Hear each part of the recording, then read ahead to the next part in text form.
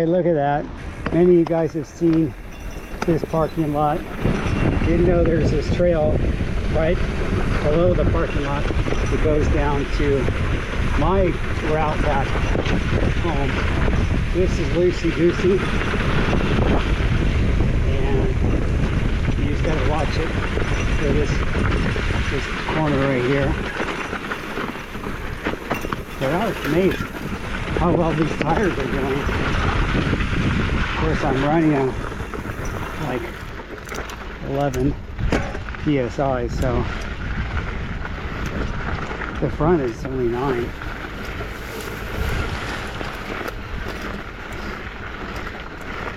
With a really high volume tire like these are. These are higher volume 275 plus tires than many of the other ones I've tried.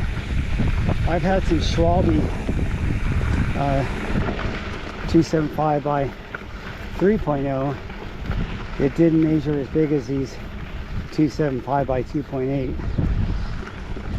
But like I said, 275 are becoming harder to find. Just go for the plus.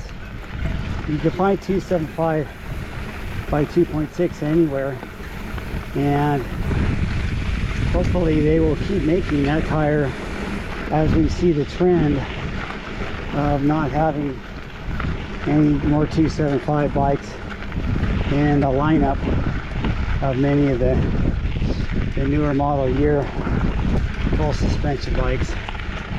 And an example and where you could take advantage if you still like the 275. Personally, I think it makes sense to have a mullet or even a full 275 for the fact that in the beginning they were saying 29 was too big for smaller riders. So I'm not sure why they don't say that anymore, but they were saying that in the beginning, and they were recommending if you're under 5'7" or 5'6" or whatever to get 275 and not a 29er. Of course, 9er wasn't saying that, but some of the other companies, when they started doing 29er, they would have the bigger, large, and mediums as 29er, and then small and extra small is 275 plus. So they recognize that, although they would have 175 cranks all the way down to the smallest one, which is weird. They'd also have, well, the bars weren't that wide back then, but you know, now you have people that have 800 bars on bikes that are, you know, small. I mean, you could do an 800 bar.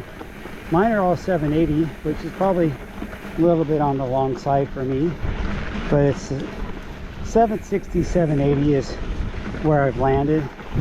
And actually, I don't think I even have a 760 bar left. Maybe that Envy is 760, I'm not sure. I have to measure it.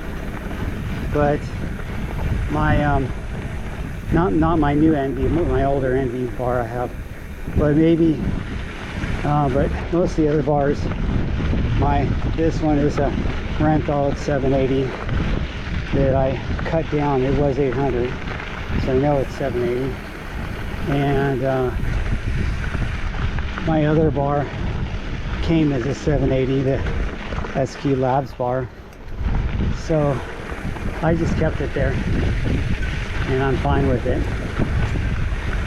I'd rather have it a little bit on the long side. I can always put my grip hands in here when I want to not use the full ends of the bar for like climbing and stuff.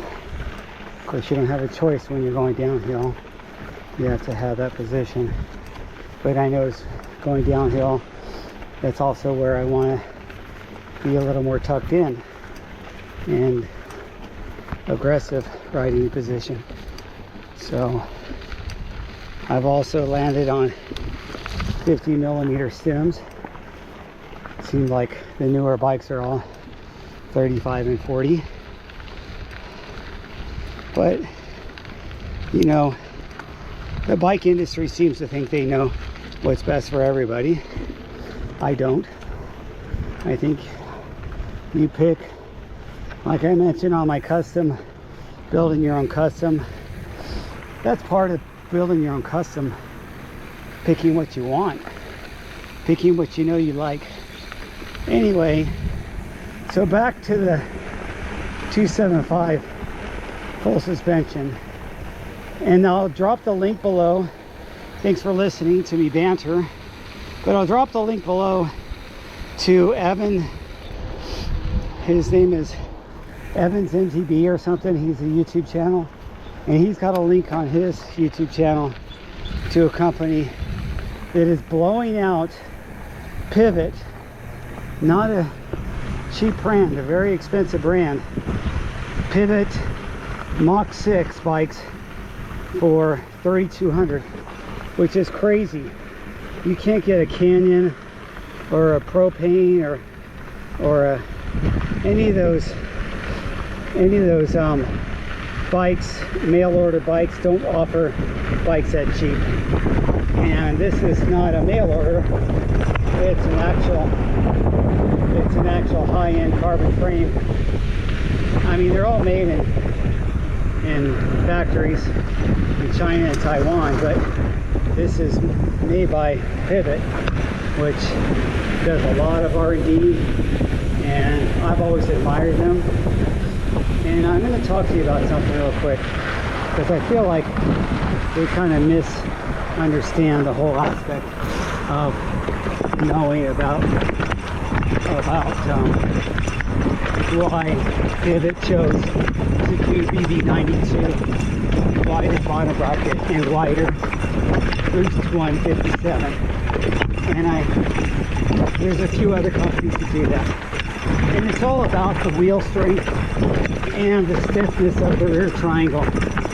And I think they're going away from that because their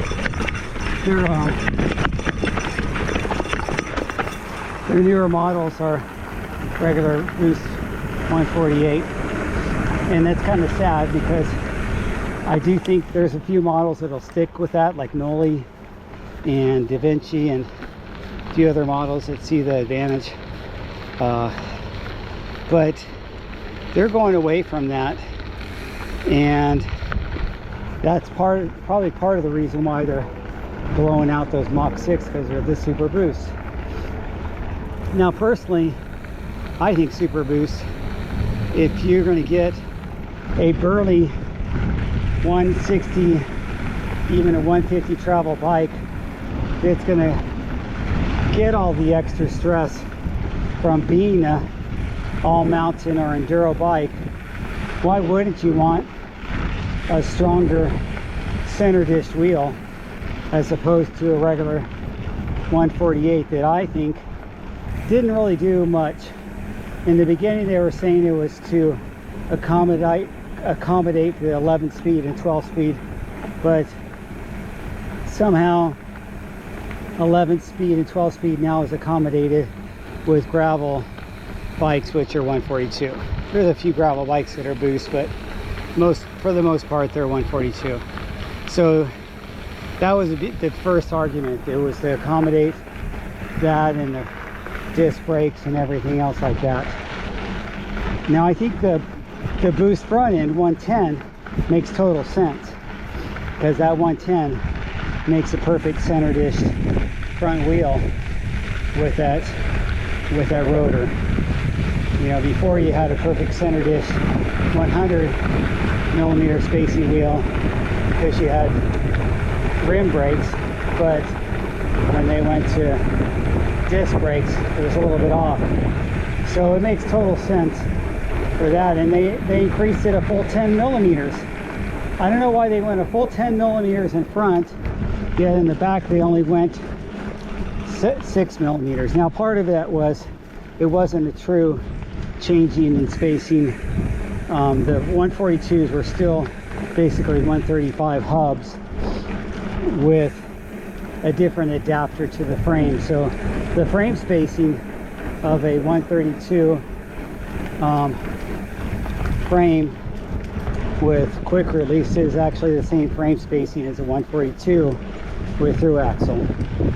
If you look at the, I mean, for the most part, probably there's some oddball ones out there and you guys can comment below, but, and that's another reason why my single speeds, I went with the dedicated single speed hubs to handle the rigid single speed with a stronger wheel. It was center dished. So these bikes that I have right now, my hardtails, are still 142 and 11 speed, and I have no problems with them. But they're hardtails, and I'm not plowing through rock gardens like you would be doing. I do sometimes, not on the regular. And how much of us do that on the regular, unless you're an actual racer or you live in the PNW and you're riding like Jeff Kendall and those guys out there that are hucking off everything. I think that's a rare niche of a rider that's riding to that ability. I think the most of the people that I meet on the trail are riders like me.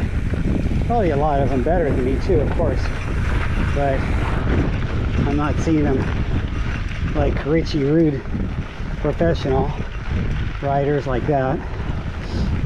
And Richie Rude rides at 148, but I think Richie Rude rides Yeti, and he can do the regular boost, but he could do anything. I think he could ride an old 1980s XC bike down an enduro course and still probably come close to winning. He's just that talented. So I don't like it when people compare themselves. Ah, damn it. Ah. Ah.